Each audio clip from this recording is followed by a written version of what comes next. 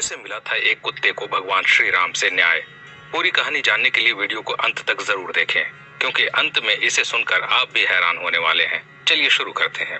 पुराने समय में हमारे देश के नॉर्थ साइड एक बहुत ही फेमस मठ था, जिसको लोग कलिंजर के नाम से जानते थे। दोस्तों, आपको बता दें, ये रामायण काल से पहले की बात है, यानी 5000 साल पहले। दोस्तों, श्री राम को बहुत ही कल्याणकारी और न्यायप्रिय राजा माना जाता था। एक दिन शाम को श्री राम ने दरबार की कार्यवाही समेटनी थी। जब वो सभी लोगों की समस्याएं सुन चुके थे, तो उन्होंने अपने भाई लक्ष्मण को उनसे बाहर जाकर देखने को कहा कि कोई और तो इंतजार नहीं कर रहा। लक्ष्मण ने बाहर जाकर देखा तो वहां कोई नहीं था, लेकिन जब वे अंदर आने ही वाले थे, तभी उनकी नजर एक कुत्ते पर पड़ी, जो बहुत ही निराश होकर बैठा हुआ था और उसके सर पर एक चोट थी। तब उन्होंने कुत्ते को देखा और उससे पूछा, क्या तुम किसी चीज का इंतजार कर रहे हो? कुत्ते ने बोला, मैं श्री राम से न्याय चाहता हूँ। फिर लक्ष्मण जी उसे दरबार ले आए। कुत्ते ने आकर राम को नमस्कार किया और बोलने लगा, हे प्रभु राम, मैं न्याय चाहता हूँ। मेरे साथ बिना किसी कारण से हिंसा की गई है। मैं तो बस एक जगह शांत बैठा हुआ था। तभी सर्वथा सिद्ध नाम का एक व्यक्ति आया और उसने बेवजह मेरे सर पर छड़ी से वार किया और मैं अब आपसे न्याय चाहता हूँ। राम ने उसी वक्त सर्वथा सिद्ध को बुलवाया, जो एक भिखारी था। राम ने उससे कहा, तुम्हारे ऊपर आरोप लगा है, तुमने बिना वजह इस कुत्ते के सर पर वार किया। तुम्हें कुछ कहना है इस पर? ऐसे में सर्वथा सिद्ध बोला, हाँ, मैं इस कुत्ते का अपराधी हूँ। मैं तो बस भूख से परेशान था और गुस्से में निराश था, और ये कुत्ता मेरे रास्ते में बैठा हुआ था।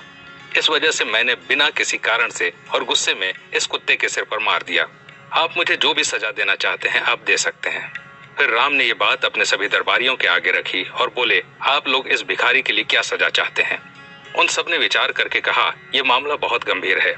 पहले तो इस मामले में एक मनुष्य और एक कुत्ता शामिल है, जिस वजह से ये कानून इस पर लागू नहीं होंगे। इसलिए राजा होने के नाते ये आपका अधिकार है कि आप क्या फैसला सुनाएंगे। फिर राम ने कुत्ते से पूछा, तुम क्या कहते हो? क्या तुम्हारे पास कोई सुझाव है? फिर कुत्ता बोला, हाँ प्रभु, मेरे पास इस इंसान के लिए एक उचित सजा है। ऐसे में श्री राम बोले, वो क्या है, हमें भी बताओ। तो कुत्ता बोला, इसे कलिंजर मठ का मुख्य महंत बना दिया जाए। भगवान श्री राम ने कहा, तथास्तु। और फिर सर्वथा सिद्ध नाम के इस भिखारी को प्रसिद्ध कलिंजर मठ का मुख्य महंत बना दिया गया। राम ने उसे एक हाथी दिया। भिखारी इस सजा से बहुत खुश हुआ और हाथी पर चढ़कर मठ की ओर चल दिया। दरबारियों ने कहा कि ये कैसा फैसला हुआ? वो व्यक्ति तो इस सजा से खुश है। फिर भगवान श्री राम ने कुत्ते से कहा, इसे तुम ही अच्छे से समझाओ।